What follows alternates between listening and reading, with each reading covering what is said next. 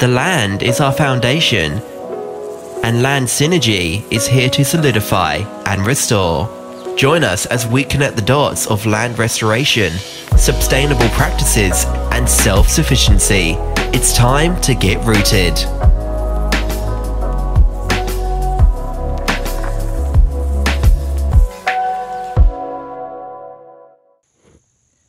Welcome back to Land Synergy, guys. So today we're talking about just a little insight around gardening specifically and what we've been doing. So yesterday, guys, me and the children, we got out here and we actually we broke down. We had some compost that had been sitting in our compost bin for about a good 3 to 4, maybe 5 months. So we actually just took it out. We wanted to talk about our experience around that and also the soil that could help you stay equipped as you move forward. So the the compost that was in the bin, we had two different sections, right? One of them, we noticed that the weight was shifted on the bottom, and at the bottom it was wet and kind of muddy, like cakey, and we feel that. So one thing we learned is if you got a compost bin, making sure when you tumble it, the weight of the bin, shifting it from, like, I'd say daily or every other day, but making sure it doesn't sit in one spot too long because the bottom can become cakey, and of course make it hard for the air to get within the compost so that the microbes can flourish more easily. I believe that's why the bin is there, is to make it more easy for the air to get within the bin.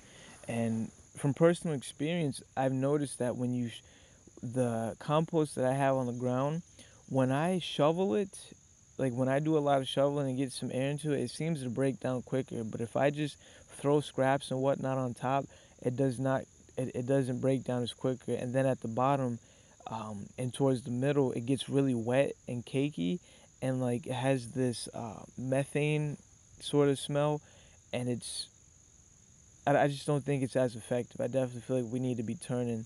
I mean, of course, if you used to do that, I believe you could. It would just take a lot longer. So back to the bin. So with the bin, we turned it and whatnot, and one of the sections was pretty good, broken down really good. The compost was really fine, smelled very earthy, really good. We took that out, but the second one was a lot of leaves, a lot of carbon, and that was it was soil based, but it was a lot drier and a lot more leaves. So one thing we learned from that second one is simply not putting too much carbon, not too much leaves, making sure it's balanced so that it can break down quicker. And if you can, I would highly recommend looking into a way to shred the leaves, because the surface area of the leaves mixed with that compost, those leaves did not break down really well. They did not break down really well. I mean, most of them were still whole. So that's definitely what we learned from that second area of the bin. So after we took it out, and if we're actually referencing one of our previous podcasts, I believe it was last week, where we talked about our process around the compost. So we took out the two compost areas within the compost bin, and we put in a new batch. And if you don't know what I'm referencing, go back and listen to the other episode, because we laid out our steps, our 4-step process. So we laid some more compost in the bin, and we turned it upside down. We're going to let that sit for 8 weeks and just turn it daily.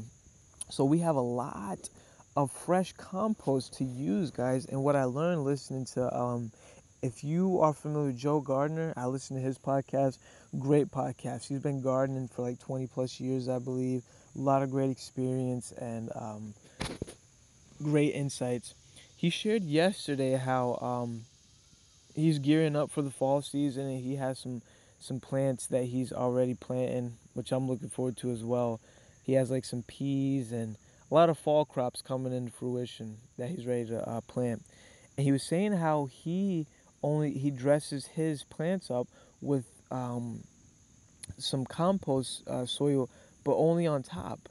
He doesn't do the whole thing. He lets the water, the microbes, and the worms take the compost from the top down. And I was like, wow, okay, hold up. I got I got about 7 good sized black containers that's full of compost.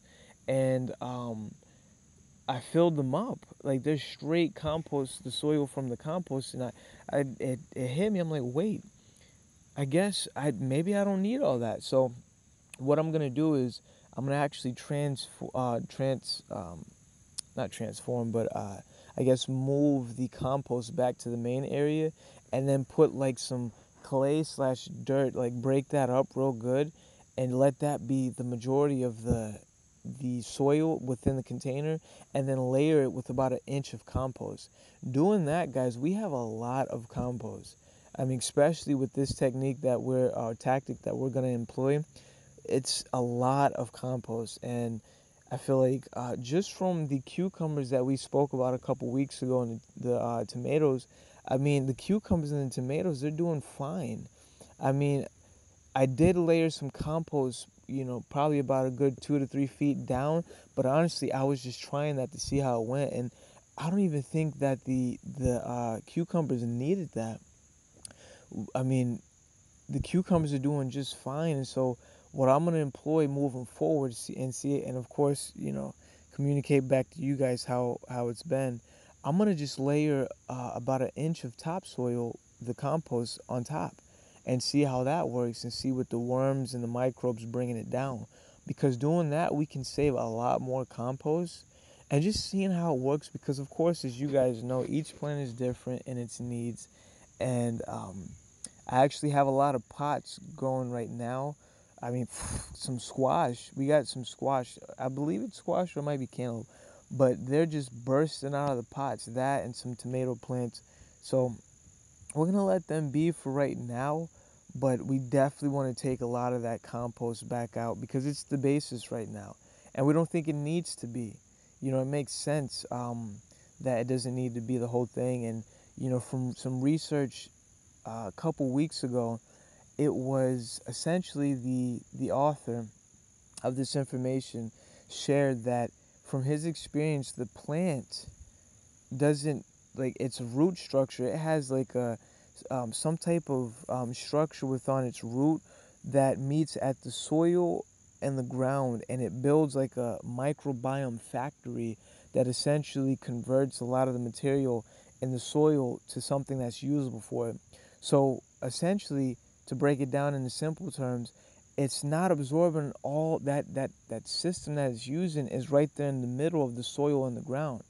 And so its whole root structure isn't absorbing um, everything through the roots. It's using that medium point where it creates a microbiome factory so that it can convert things in a certain way.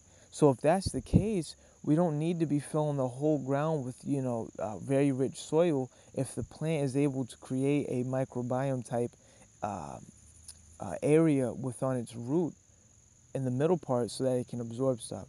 So knowing that, wow, it's, guys, it's a process. We're learning, we're growing, we're incorporating, and we're changing and adapting. And the reason why I feel like this is powerful, because as you build your compost, maybe instead of making it root deep, you can have your plants and you can just layer it on top and see how that works out. And then of course, maybe on top of that, you could also maybe layer some mulch or some leaves. I don't know which is better, guys. I don't hear too many people talk about using leaves as a mulch bed to protect moisture and whatnot. I think maybe moisture can be, I mean, not moisture, but wood chips could be better in that regards. I don't know. We'll dive into that deeper. But as far as today, guys, to conclude our episode, the compost that you're using, try using 1 inch on the plants that you're growing and see how that fares, because you might not need a whole bed or like the whole area of the root to be compost. I'm very excited about this because we have a lot of compost. So this should be exciting to see how this plays out. So with that, that's going to conclude our episode. My fellow land synergizers, continue to keep learning, synergizing the land. Fall season is amongst us, and it's time to get some plants growing. We're going to be planting some peas, some kale, and some broccoli. And I'm actually going to get some seed starter kits soon. So with that, guys, continue to synergize the land, and I shall talk to you